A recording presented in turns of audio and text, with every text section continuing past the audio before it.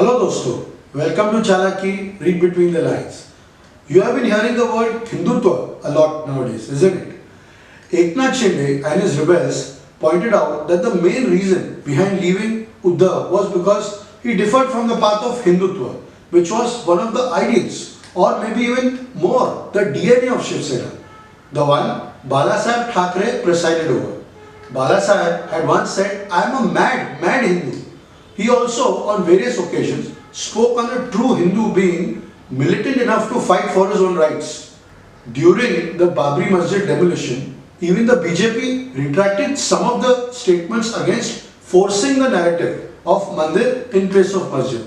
But Balasaheb had no qualms in congratulating Shiv Sainik for bringing it down.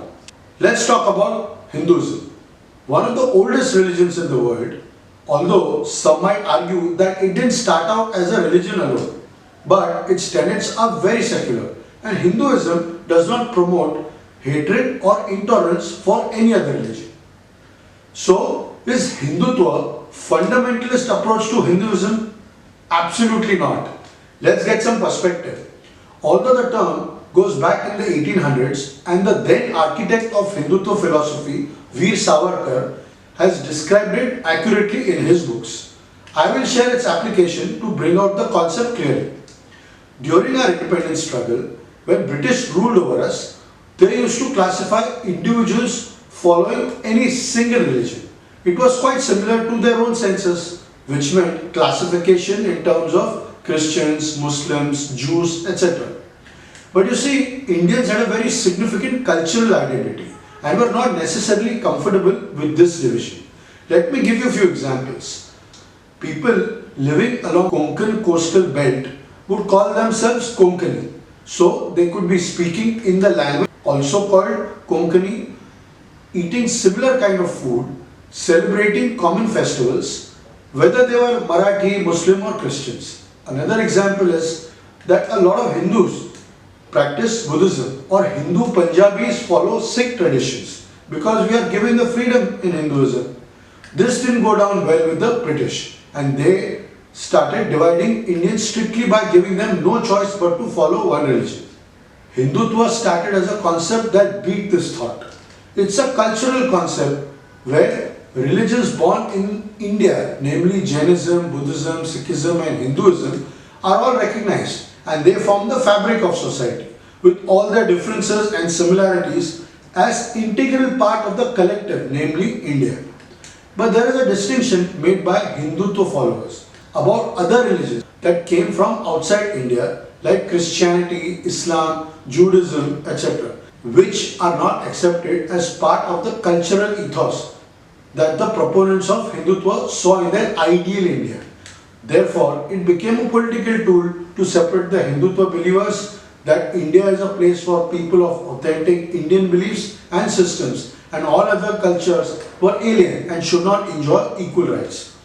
I must say here that both sides have their own merits. With secular Hindus follow the preamble of the constitution, which has the terms secular and socialist, where every person has freedom of practice of religion and all citizens enjoy equal rights and privileges.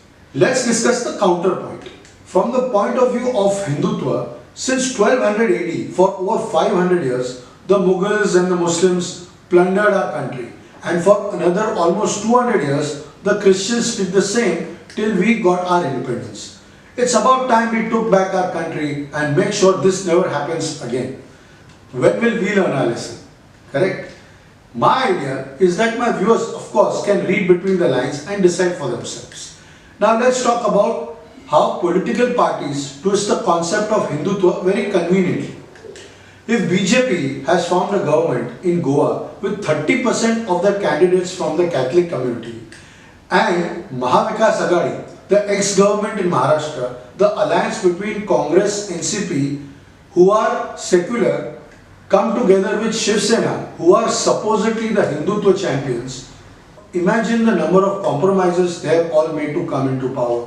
So therefore, the Eknath Shinde faction of Shiv Sena has no problems that BJP ties up with Catholic candidates in Goa, but has a problem with Uddhav joining hands with the Congress. The best comment, however, came from Raj Thakre of MNS recently.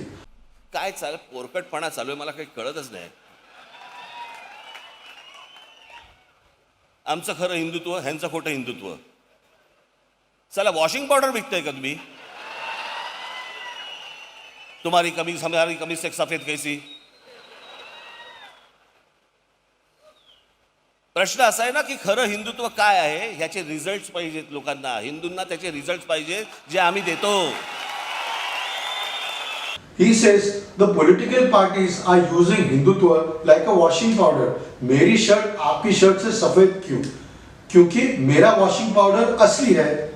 मेरा हिंदुत्व असली है, आपका हिंदुत्व नकली है. अरे, but what is the basis? Where is the real work to prove this? Apart from mere words, the public will not be kind to these political parties if they stop treating everyone like fools. आपको क्या लगता है?